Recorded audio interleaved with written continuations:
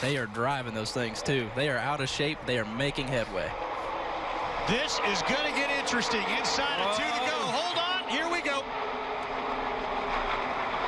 Another situation where the pushing went wrong. They were being so aggressive, and it was working. It really was. It's just such a fine line. And with these cars, when the bumpers don't match up perfect, they lift. And as soon as it lifts up and you don't give them time to correct it, you just run into bad situation. And that's unfortunate. They were coming, man. They were coming in a big-time way, but stopped on the backstretch. Brandon McReynolds in the 28, Gus Dean in the 32, Leilani Munter. Does she have a little bit of damage there in that 55 car? What the health driver hanging it up at the end of this one. After an 18-race ARCA career, she dabbled in other motorsports as well. See Brandon with the winning net down. You can see him moving around inside the car. Look at the helmet with his godfather, Davey Allison, taped all over it.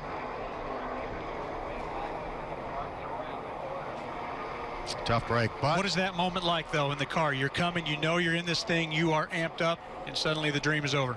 That hurts. I promise that one hurts right there. But, you know, to never really be at the front of the pack the whole race, you know, had a little bit of strategy, stay out of trouble early on, and come when it's right time. And they were doing it, and it just didn't quite work out. I mean, it's all you can do to go up there and push, and that's how you have to do it. And they were making moves that we haven't seen anybody make all race long, and just, you know, one wrong move at just barely the wrong time, and it just creates a ride like that. Remember, Brandon had heartbreak here once before.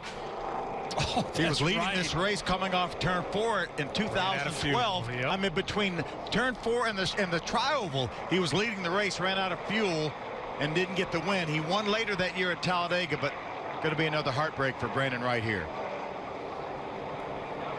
Good news for Brandon is he gets to race again tomorrow night at New Smyrna in the K&N East Series.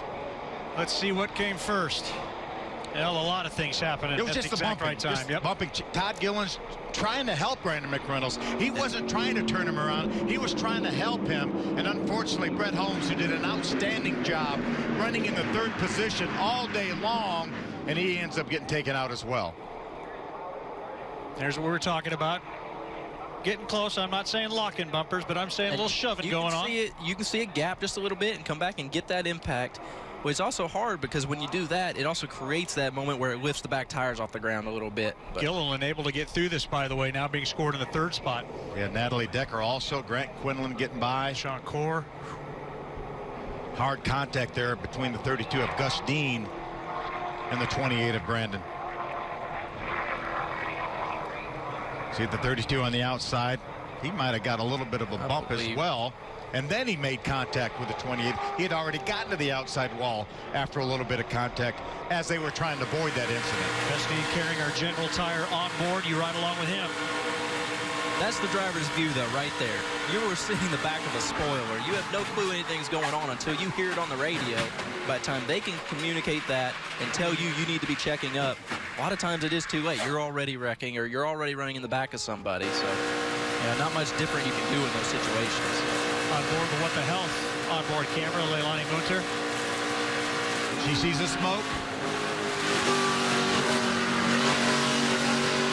Did an excellent job getting through it. I think she might have had a little bit of contact. Looked like the 52 of Tyler Dipple was the closest car to her. They made a little bit of contact after they got through the incident. I believe it might have cut a tire down. It sounded like she had a tire hitting the crush panels in there as well. Yeah. Might have been why she did lose it at the very end. So we are now scoring 3 laps to go, and the drama just continues to go. Red line on the tag. Who will win the Lucas Oil 200? Can Burton hold on, or will the other 18-year-old steal his thunder? Or will somebody else win today in Daytona?